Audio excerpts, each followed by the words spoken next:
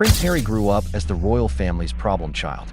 And honestly, the palace spent years cleaning up mess after mess behind the scenes. People always talk about the cheeky prince image, but when you actually look at the stories that followed Harry for years, it paints a very different picture.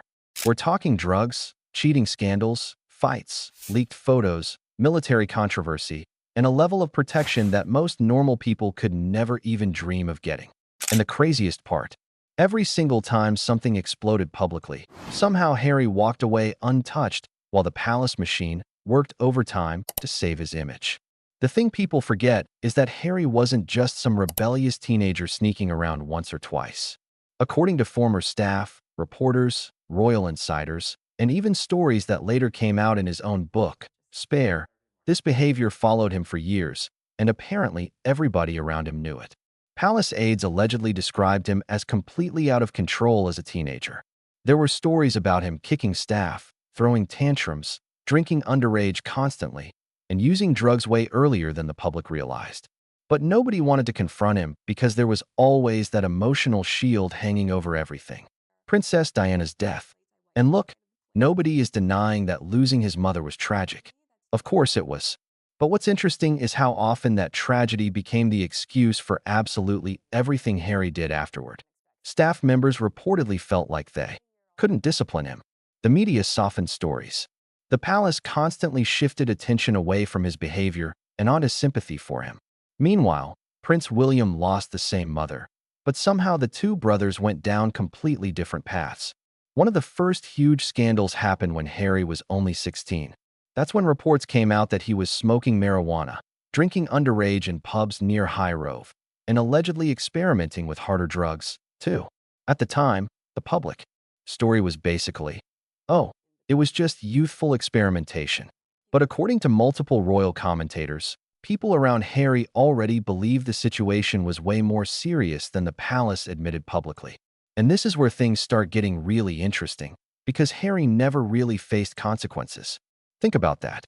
If an average teenager got caught doing drugs repeatedly, drinking illegally, getting into trouble publicly, there would probably be police involvement, school punishment, rehab, something. With Harry, Prince Charles reportedly took him to visit a rehab center for one single day.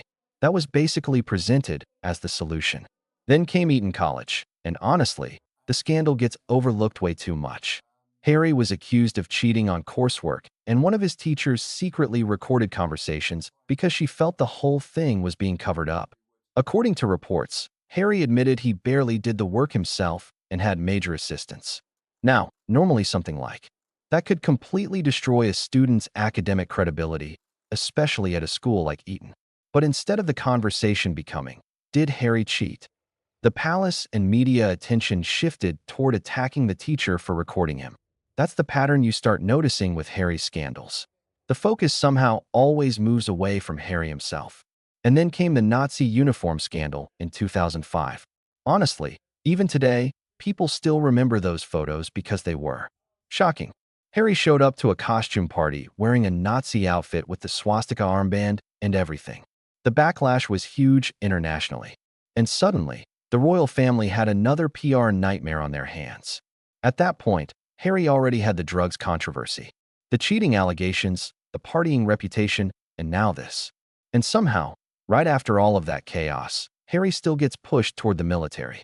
That's where a lot of critics started asking serious questions because there were already concerns about whether Harry was even academically qualified.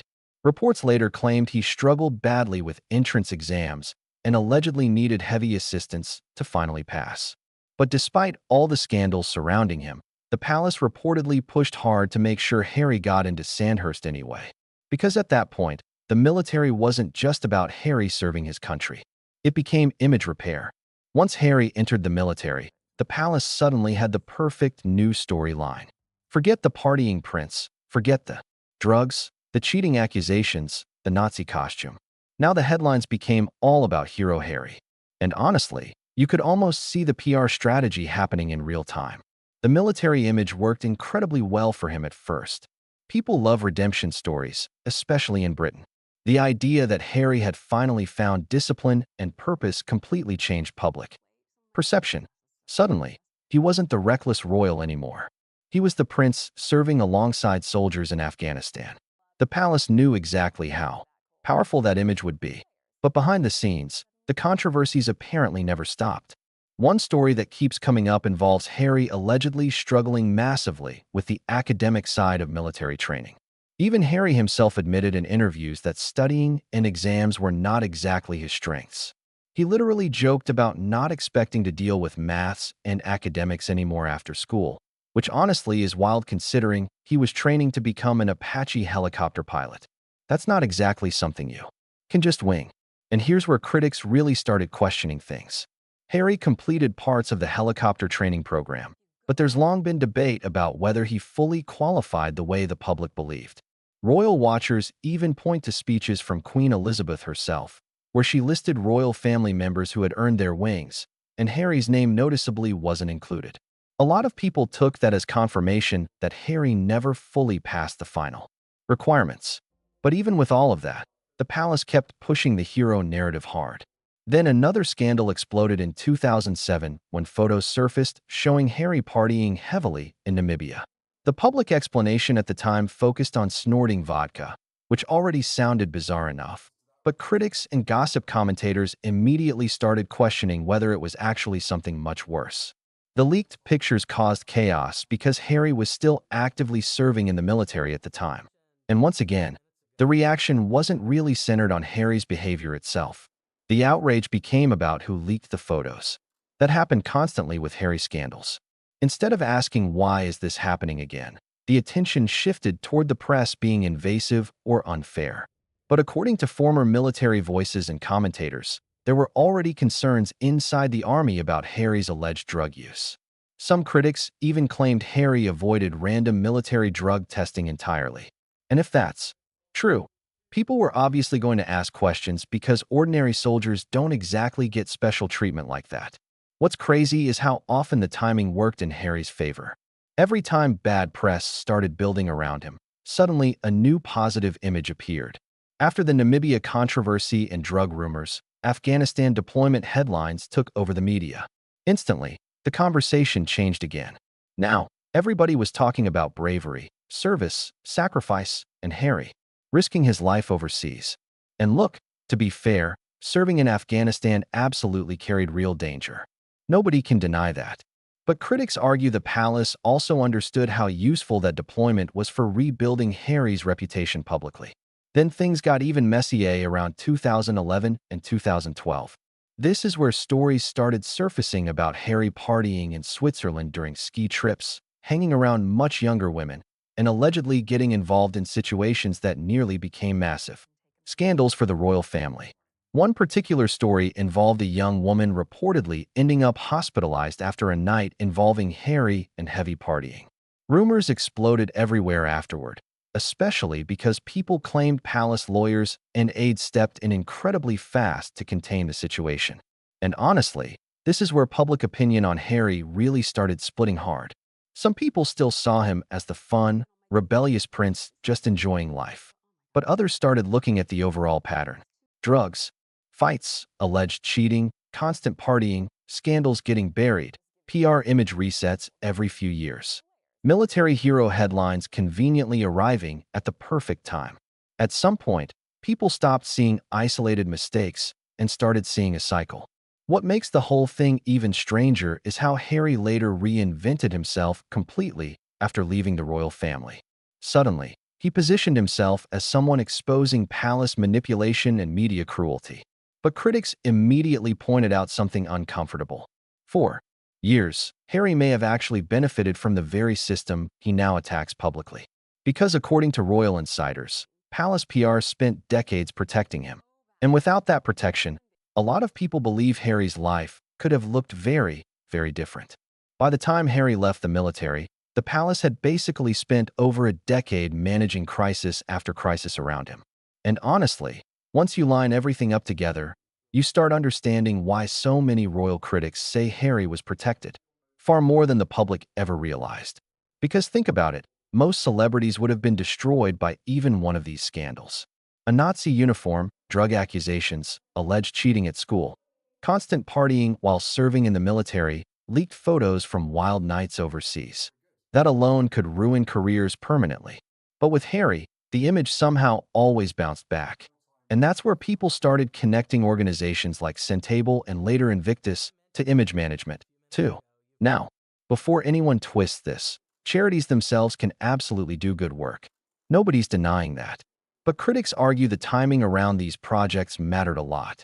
Centable appeared right when Harry desperately needed softer headlines. After years of bad press, suddenly the public focus shifted toward Harry helping vulnerable children in Lasso, honoring Princess Diana's legacy, and becoming this compassionate humanitarian figure. The palace understood exactly how emotional those Diana comparisons were going to hit people. And honestly, it worked. People stopped talking about the cheating scandal. The Nazi costume faded from headlines. The drug stories cooled off. Instead, the public got emotional photos of Harry hugging sick children and talking about carrying on his mother's mission. That image became incredibly powerful for him. Then later came Invictus. And this is where things get complicated because Invictus genuinely became meaningful for many veterans.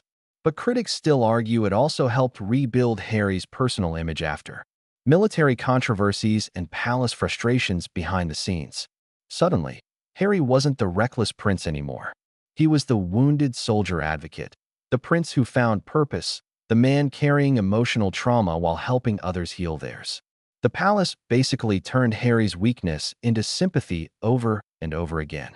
What's fascinating now is watching Harry publicly attack the institution that protected him for so many years. That's why some royal commentators get so frustrated with him. They believe the same palace Harry now calls toxic is the exact reason he avoided serious consequences for decades. Because let's be real here, Harry himself admitted to using drugs in Spare. He openly talked about cocaine, marijuana, psychedelic drugs, partying, and reckless behavior. And that's coming directly from Harry, not tabloids.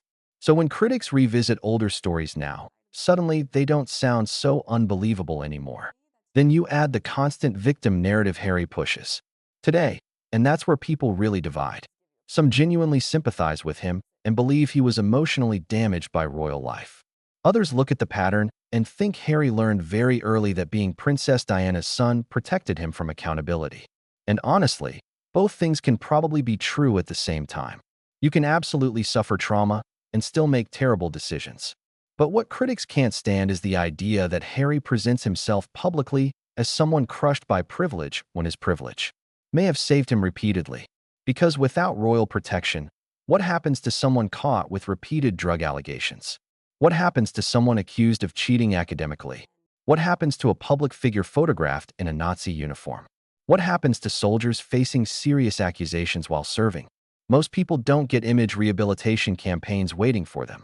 That's why this conversation around Harry has become so intense in recent years, especially after the Oprah interview, Spare, Netflix documentaries, and all the attacks on the royal family. The more Harry talks publicly, the more people start revisiting his past. And the more they revisit it, the more they question how much was hidden from the public for years. What really stands out is the cycle itself. Harry gets into trouble. Palace steps in. New hero narrative appears. Public sympathy returns. Then another scandal happens. Repeat. And eventually, according to critics, Harry became so used to protection that when the palace finally stopped fixing everything for him after Meghan entered the picture, he completely lost control.